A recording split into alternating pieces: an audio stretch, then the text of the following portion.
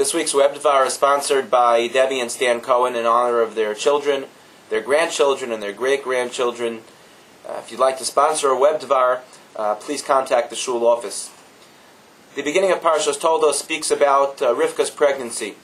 Now, Rivka had a little bit more than the standard morning sickness, as there are some women who have more difficult pregnancies than others.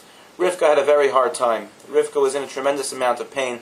Particularly, she felt, as Rashi explains to us based on the Medrash, when she passed by the yeshiva of Shem Va'ever, and also when she passed by the house of idol worship.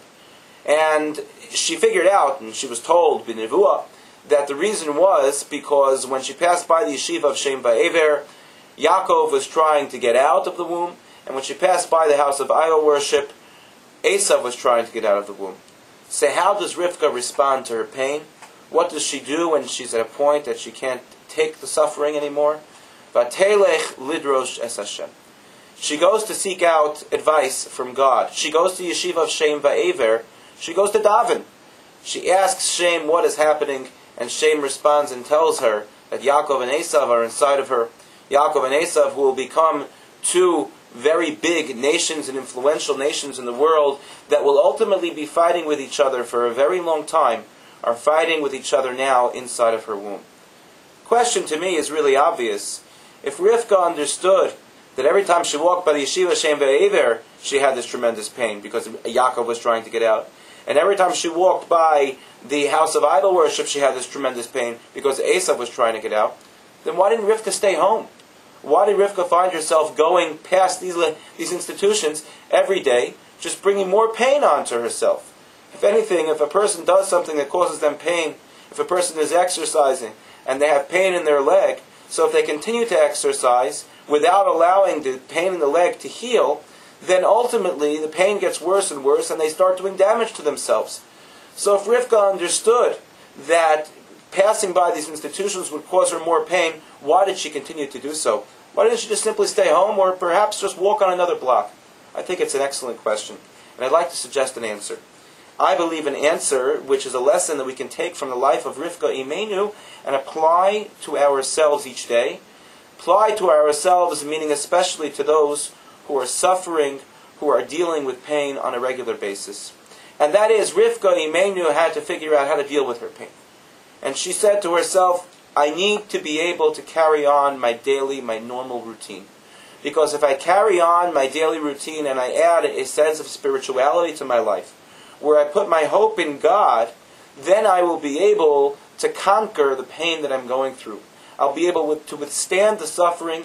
I will be able to find meaning in my life. I will be able to carry on with strength every day.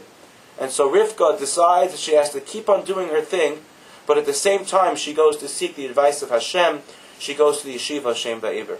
And perhaps this is a lesson to us on a very individual level, for those of us who suffer from physical pain or emotional pain. Those of us who find it difficult to get out of bed in the morning and go to work or to carry on with our daily routine because of the pain that we're in, either on the physical or on the emotional level. Rivka is saying to us, no, you have to carry on. You have to find strength. You have to find resolve. You have to be determined to find meaning in your life, to carry on your daily routine, because that in itself will help you deal with the pain. But that's not all. You have to turn to Hashem as well. You have to open up a siddur and daven to God and express the pain that you're in. You have to open up a tehillim and daven and say tehillim and express to Hashem, Hashem, please understand the feeling that I have now. Please give me strength in order that I'm able to persevere, in order that I'm able to withstand the pain that I'm in, and obviously the test that I have.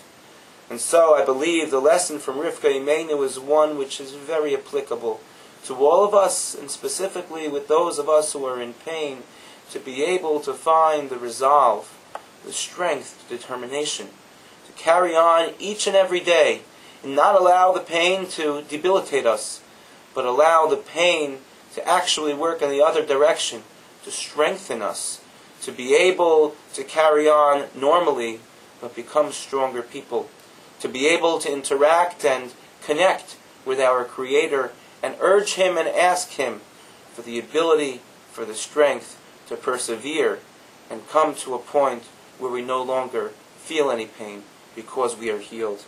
May we be zocha, may we merit to live in the day when the Rofei Chol Basar, when God who heals all people will will allow us to live in a world where there will be no further pain.